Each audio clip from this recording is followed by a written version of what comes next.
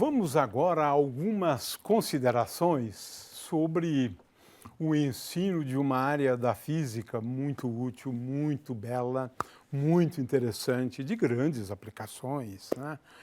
Trata-se da termodinâmica, e eu defino, a gente deve, nesse nível, né, definir a termodinâmica como sendo a área da física que estuda o calor.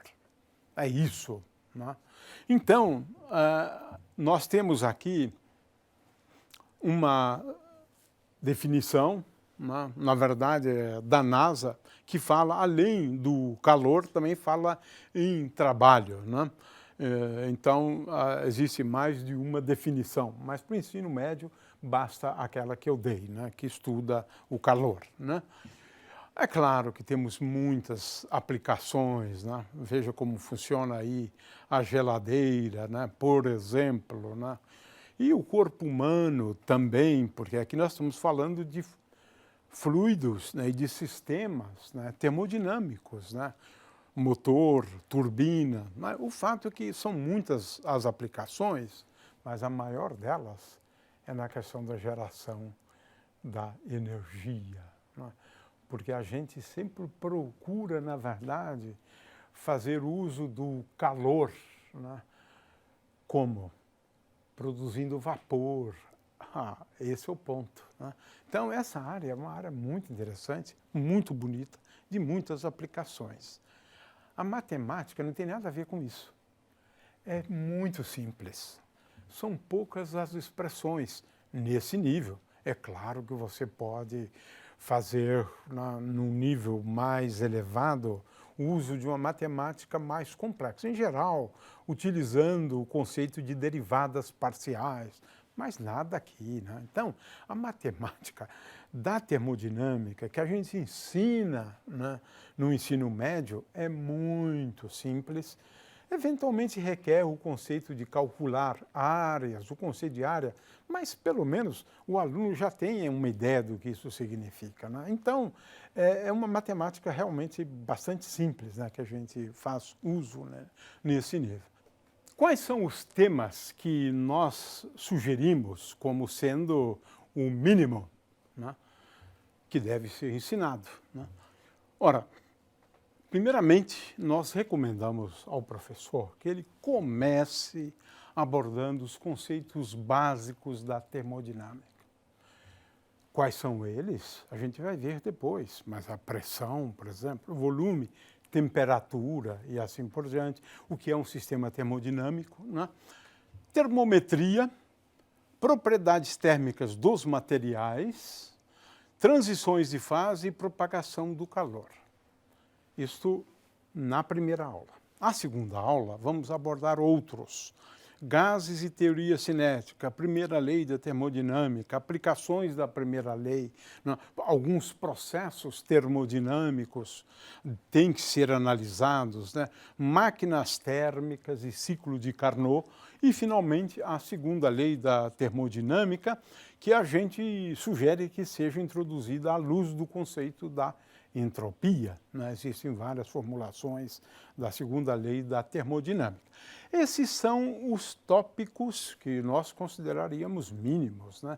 Às vezes, a gente pode falar de distribuição de Boltzmann, de velocidades, são outros tópicos que dependem um pouco do tempo que o professor tenha. Agora, isso aqui é o mínimo, é a nossa recomendação. A gente está sempre falando do mínimo, né?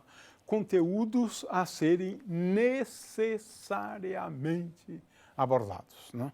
Esse é o espírito aqui. Então, vamos começar aqui por conceitos básicos, né? Definir, né? Se bem que é difícil definir temperatura, já começa um pouco por aí, mas a gente tem que falar de temperatura. Mas a gente poderia falar de instrumentos, né, que medem a temperatura, né, os termômetros, né? Volume é fácil definir, né? Pressão, e assim, são as variáveis importantes, né? O que são sistemas termodinâmicos, né? O que são transformações, né? O que são processos, que é uma série de transformações, né? Equilíbrio termodinâmico, né? De forma que alguns conceitos, né, eles têm que ser abordados logo de saída, né? E é claro, dois deles obrigatórios, né? Senão, você não vai ensinar termodinâmica sem eles, né? O conceito de calor, que eu estou chamando aqui a tensão, né? E, finalmente, o conceito de energia, de novo, mas agora de um sistema termodinâmico, né? Não é o sistema de uma partícula, é um sistema de constituintes, né, da matéria, né? O fato é que esses são alguns tópicos, né? É claro que em algum momento a gente vai ter que falar também de entropia, né? E aí temos um grande problema na realidade, né? Muito bem, mas de qualquer maneira, esses conceitos, eles têm que ser ensinados, né, explicados, né? É claro que os sistemas termodinâmicos são sistemas macroscópicos, com um grande número de constituintes, né? Introduz o conceito de subsistemas, de um sistema, sistemas isolados em interação, um sistema aberto, um sistema fechado e um sistema isolado, aquele que não troca nem os constituintes, nem matéria, nem energia. Enfim, são conceitos, né, que são importantes. O conceito de volume e como é fácil medir o volume em alguns casos, né? De forma que, se for um líquido, por exemplo, é fácil medir o volume, mas esse conceito é relativamente intuitivo. Então, o conceito de volume ocupado por um sistema macroscópico, ele é relativamente simples. Eu acho que o aluno não vai ter nenhuma dificuldade de entender o conceito de volume. Pressão, não. Pressão é preciso explicar bastante bem, né? Porque agora, como se trata de sistemas de partículas, especialmente ilustre no caso de um gás, né? A pressão é resultado das colisões dos constituintes com as paredes, né, do objeto que contém, né, aquele sistema, ou do sistema termodinâmico, né? O fato é que a pressão ela tem que ser entendida assim, mas, claro, ela tem que ser também entendida como em termos de força por unidade de área. Na realidade, a componente normal da força, né, por unidade de área, né? Então, esse é um conceito importantíssimo. A pressão, né, exercida por um gás, né, por exemplo, né? O fato é que também mencionar, né, agora estou voltando à questão das unidades, as várias unidades de pressão, né, no sistema MKS, a unidade é o Pascal, né, uma unidade que é dada ou definida como Newton por metro quadrado, né? E, finalmente, outras unidades, né? O fato é que é bom que se tenha em mente essas demais unidades, né? Atmosfera, o Torricelli, né? O bar e assim por diante, né? O fato é que a gente também tem que ressaltar aquela questão já mencionada antes, né, da pressão atmosférica, como eu já mencionei no caso do ensino da mecânica dos fluidos, né, e instrumentos que servem para se medir pressão, né, os manômetros, né, e a pressão atmosférica, os barômetros, né. O fato é que nós temos aparelhos, né, para medir pressão, né. A temperatura, né, é um conceito complicadíssimo. A gente vai depois, no caso do estudo dos gases ideais, dar uma definição de temperatura lá, né, que fica associado ao conceito de agitação térmica. No caso de um gás ideal, isso é verdade, né? Agora, em geral, a temperatura não é tão fácil assim, não, né? 1 sobre T igual a dFDI, aí, né, que envolve entropia, taxa de variação da entropia, aí complica, né? Mas, de qualquer maneira, pode-se, sim, né, mencionar a temperatura de tal forma que sempre que você tiver uma diferença de temperaturas, né, você vai ter calor fluindo. Essa é uma possibilidade, né? Mas, de qualquer maneira, a definição de temperatura e dar a definição da unidade de medida de temperatura no SI, que é o grau Kelvin. Então, tenho aqui a definição, termômetros, né, são aparelhos, né, para você medir a temperatura. Então, a temperatura é, em princípio, relativamente fácil de medir, né? É claro que você usa, eventualmente, algum efeito associado à temperatura, né, para medi-la, né? Também se deve falar de equação de estado, né?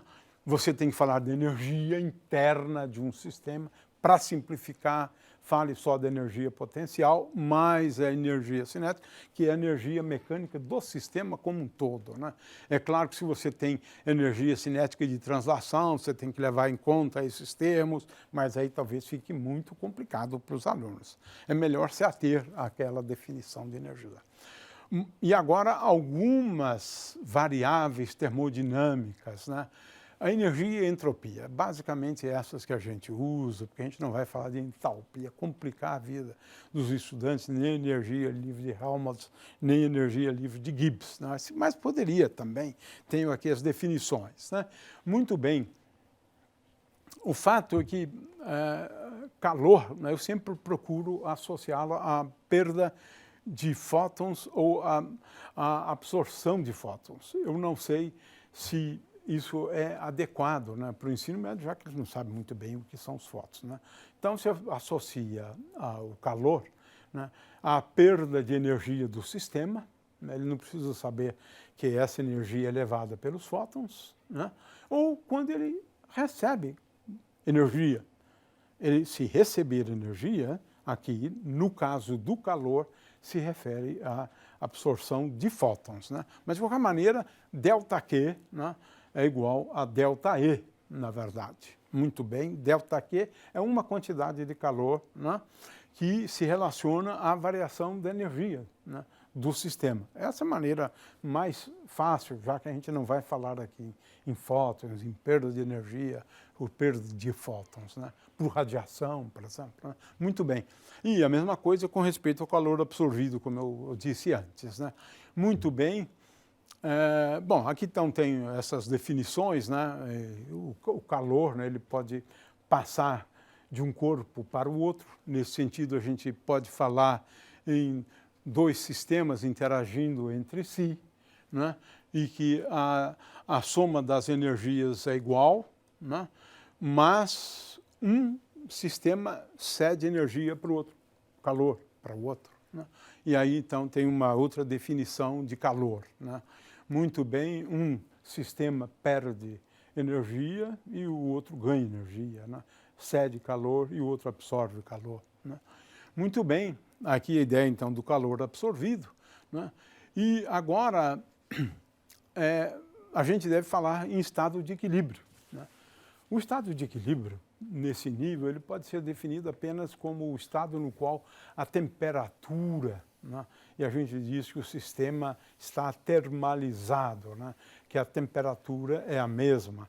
Mas, a rigor, essa definição do estado de equilíbrio, ela poderia envolver também a não existência, né, de variações no número de partículas, né, em cada nível de energia, a pressão não variar com o tempo, o volume não variar com o tempo e, é claro, a temperatura não variar com o tempo, que é o que eu mencionei antes, né? Então, eu diria que a maneira mais simples, né, para definir o estado de equilíbrio, que é importante, né, é essa do sistema estar sempre à mesma temperatura, né?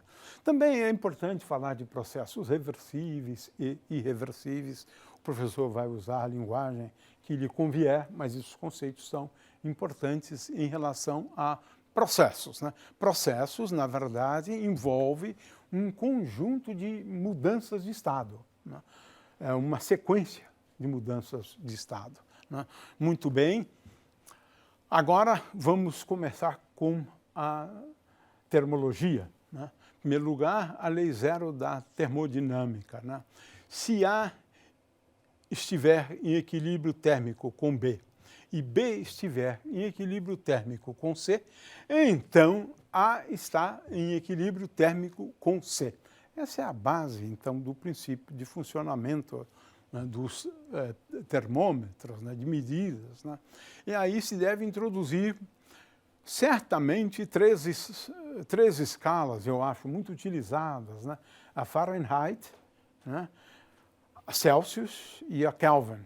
E, claro, a relação entre eles, né? Usando, na verdade, uma regra de 3 simples, né?